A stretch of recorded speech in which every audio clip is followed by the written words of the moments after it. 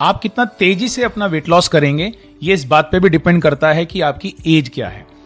30 साल की उम्र के बाद हर साल लगभग ½ kg के आसपास हमारा लीन बॉडी मास कम हो जाता है।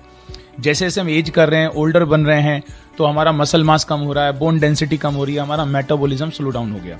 तो जब आपका मेटाबॉलिज्म स्लो डाउन हो जाता है तो जो मंथली बेसिस पे आप 5 किलो, 6 किलो, 7 किलो तक वजन कम कर सकते थे, अब वो वजन हो सकता है कि आपका 3 किलो तक ही कम हो, 2 किलो तक ही कम हो।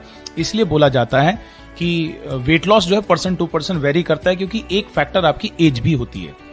अच्छा, ये वाला जो डिफरेंस है आपको, ये आपको जब मशीन पे वेट करने जाएंगे वहां नहीं दिखेगा, क्योंकि आपकी बॉडी ने जो मसल मास जो लॉस हुआ है उसको फैट से रिप्लेस कर दिया है। इसलिए जब हम एज करते हैं ना तो बॉडी ज्यादा फैटी बननी स्टार्ट हो जाती है, अगर आप अपनी फिटनेस का ध्यान नहीं रख रहे हैं, प्रोटीन नहीं खा रहे हैं, न्यूट्रिशन नहीं ले रहे हैं, एक्सरसाइज नहीं कर रहे हैं, क्योंकि मेटाबॉलिज्म स्लो डाउन हो रहा है, आपके मसल मास लॉस हो रहे हैं।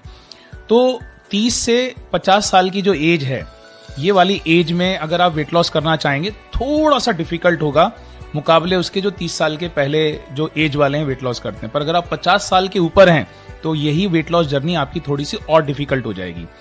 पर डिफिकल्ट कितना भी होने दीजिए, आइडियल वेट पे तो हमें आना ही चाहिए, क्योंकि अगर हम आइडियल वेट पे नहीं आएंगे तो बहुत सारी बीमारियां हो सकती है हमें घेर लें।